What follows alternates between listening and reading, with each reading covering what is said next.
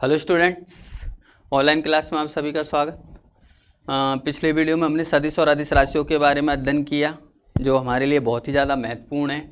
अब जो है हमारे पाठ में हम अध्ययन कर रहे हैं, जो टॉपिक है उसका नाम है गति।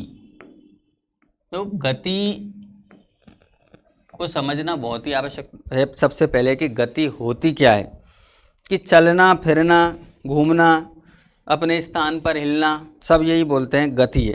क्या है? गति है। तो उसमें आप जानते हो जब मूवमेंट होता है, कुछ हलचल होती है, ठीक है ना, तो वो क्या कहलाता है? गति कहलाता है। क्या कहलाता है? गति। तो उसमें आप देख रहे हो कि दूरी में भी परिवर्तन हो रहा है, साथ में समय भी लग रहा है। क्या लग रहा है? समय भी लग रहा है। तो अपन ये कह सकते हैं कि किसी बिंदु में, किसी वस्तु में जो है समय के साथ परिवर्तन क्या कहलाता है? गति कहलाता है। क्या कहलाता है? गति। तो देखिए, गति की सर्वमान्य परिभाषा ये नहीं है। गति को समझने के लिए क्या है, एक निश्चित बिंदु होना जरूरी है। ध्यान देना, जैसे ये बोर्ड है, अब बोर्ड का वो बिंदु है, अब इस बिंदु से मैं यहाँ पर केवल हिल रहा हूँ, समय भी चेंज हो रहा है, केवल हिल रहा हूँ, तो क्या मैं गति कर रहा हूँ? क्या नहीं कर रहा। लेकिन मैं वहाँ से एक बिंदु से चलकर दूसरे बिंदु, यानी ये ए बिंदु मान लो, और इधर तक चल के आया, ये बी बिंदु हुआ, तो ये मेरी गति हुई। क्या हुई?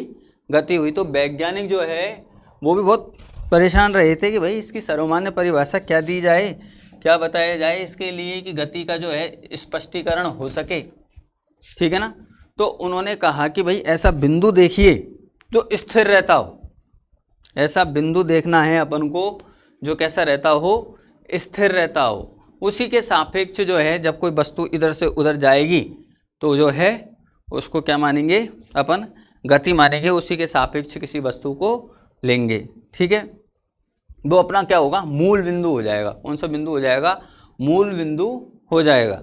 तो वैज्ञानिकों ने कहा कि चलो देखते हैं।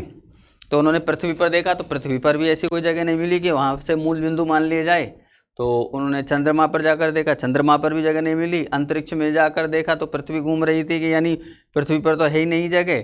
फिर सूर्य पर जाकर देखा, सूर्य पर भी जो है ग्रह चारों ओर चक्कर लगा रहे हैं, और सूर्य भी अपने स्थान चेंज करता है। आप जानते हो, पूर्व से पश्चिम, पश्चिम से फिर ये इस प्रकार से उसकी भी दिशा बदलती है। तो यानी ऐसी कोई स्थिर चीज़ मिली नहीं। तो फिर उन्होंने जो है अक्ष लिया, मूल बिंदु।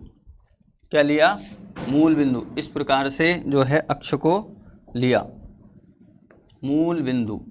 इस प्रकार से यहाँ पर उन्होंने मूल बिंदु माना। इसको क्या माना? मूल बिंदु। अब इसको जो है नाम दे दिया उन्होंने, एक्स, वाई, एम, एन, जो भी है नाम दे लो, ठीक है ना। तो ये मूल बिंदु है। अब ये मूल बिंदु से क्या है, उन्होंने कहा कि इधर जाएगा, तो ये क्या है? स्थिर है। क्या है? स्थिर है। तो इसी के आधार पर उन्होंने जो है गति की परिभाषा दी थी। तो अब गति की परिभाषा क्या बनेगी? ध्यान देना।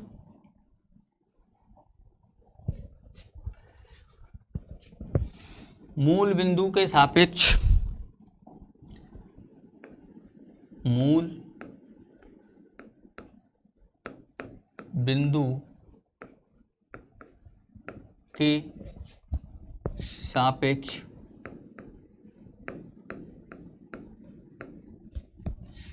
समय के साथ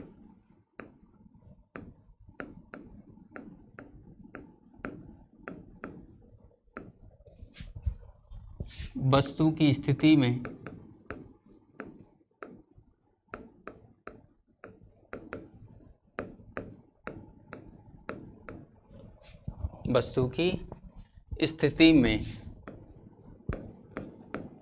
परिवर्तन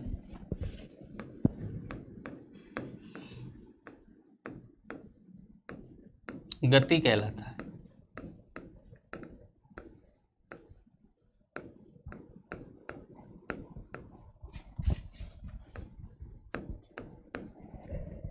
क्या कहलाता है?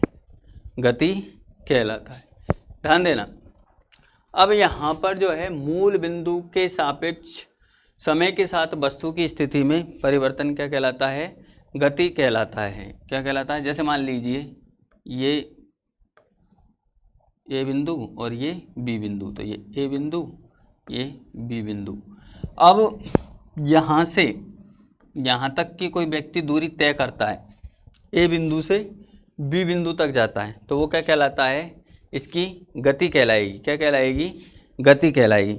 अब ध्यान देना, जैसे आप जानते हो कि ट्रेन आदि में अपन जाते हैं और ट्रेन में अपन बैठे रहते हैं, तो बाहर खिड़की में सब जब अपन झांकते हैं तो हम देखते हैं कि पेड़ पौधे भी हमको गति करते हुए दिखाई देते हैं, जो कोई मानव खड़ा है वो भी गति करता हुआ दिखाई देता है, या कोई इमारत है वो भी अपन को गति करती हुई दिखाई देते हैं, ठीक है ना। तो यहाँ पर जो है मूल बिंदु के सापेक्ष समय के साथ वस्तु की स्थिति में परिवर्तन, वस्तु की स्थिति में परिवर्तन हो रहा है मूल बिंदु के सापेक्ष। लेकिन आप ध्यान देना कि आपकी सीट के सामने ही कोई व्यक्ति बैठा है, आपकी सीट के ही सामने कोई व्यक्ति बैठा है, तो आप ये देखोगे कि वो आपको जो है गतिशील अवस्था में थोड़ी दिखाई देगा। वो आपको कैसे दिखाई देगा, स्थिर अवस्था में दिखाई देगा। कौन सी अवस्था में दिखाई देगा, स्थिर अवस्था में दिखाई देगा। क्यों, क्योंकि मूल बिंदु आपका और उसका दोनों का कैसा है, स्थिर है, ठीक है ना, और समय के साथ उसमें कोई परिवर्तन नहीं हो रहा है, इसलिए वो क्या है, स्थिर अवस्था में है, गतिशील अवस्था में नहीं है। समझ में आ गई बात। तो यहाँ पर गति को समझना बहुत आवश्यक है कि मूल बिंदु के सापेक्ष जब समय के साथ वस्तु की स्थिति में परिवर्तन होता है तभी उसे क्या कहते हैं, गति कहते हैं। क्या कहते हैं, गति, ठीक है। तो यानी कह सकते हैं कि गति में किसी एक व्यक्ति के लिए अपन गतिशील हो सकते हैं और अपने लिए वो स्थिर हो सकता है, या अपने लिए वो गतिशील हो सकता है, उसके लिए अपन स्थिर हो सकते हैं। डिपेंड करेगा मूल बिंदु पर। जैसे मान लीजिए आप पृथ्वी पर हो, पृथ्वी पर खड़े हो, तो पृथ्वी पर जब आप खड़े हो तो आपका एक मूल बिंदु हो जाता है, ठीक है। और आप देख रहे हो पृथ्वी आपको कैसी दिखाई देगी, स्थिर दिखाई देगी, घूमती हुई दिखाई नहीं देगी। लेकिन अंतरिक्ष में आपको भेज दिया जाए और वहाँ से अध्ययन कराया जाए तो पृथ्वी आपको घूमती हुई दिखाई देगी।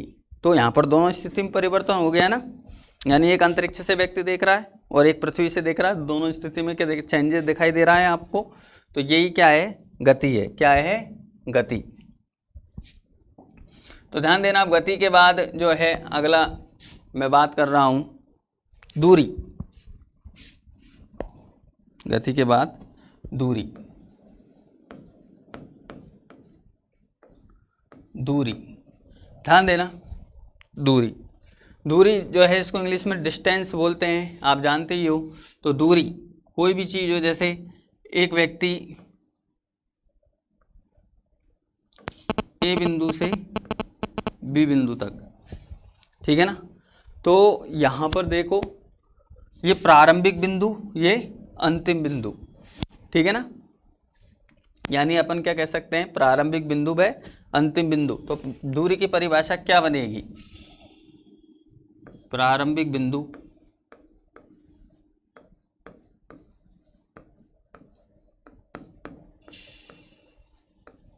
व अंतिम बिंदु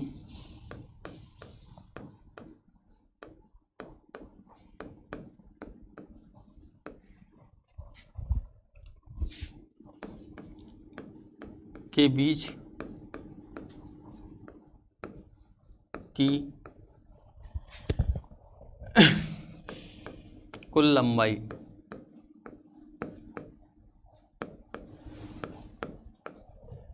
प्रारंभिक बिंदु व अंतिम बिंदु के बीच की कुल लंबाई।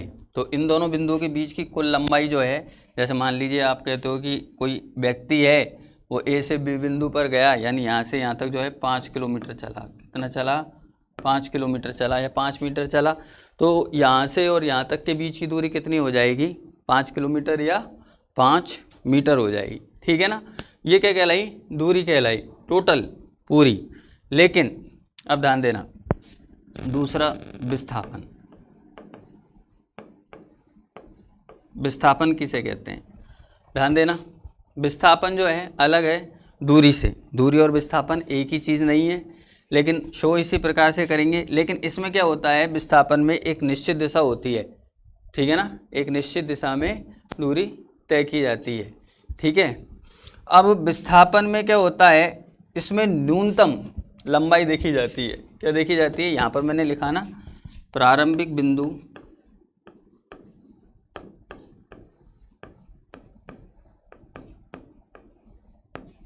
व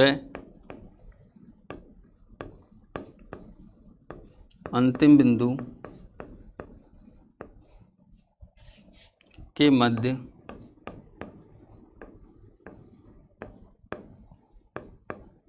की प्रारंभिक बिंदु व अंतिम बिंदु के मध्य की न्यूनतम लंबाई क्या कहलाएगी? विस्थापन कहलाएगी। क्या कहलाएगी? विस्थापन कहलाएगी। जैसे मान लीजिए कोई व्यक्ति आपसे किसी जगह का रास्ता पूछता है, ठीक है ना, तो वो आता है, वो आपसे कहता है कि भाई साहब वो फलानी जगह पर मेरे को जाना है। तो आप उससे ये कहोगे कि भाई जब गाड़ी लेकर आया तो आप ऐसा करना, पहले सीधे जाना, फिर उत्तर दिशा में मुड़ जाना। कौन सी दिशा में मुड़ जाना? उत्तर दिशा में मुड़ जाना। लेकिन आप जैसे मान लीजिए ये है,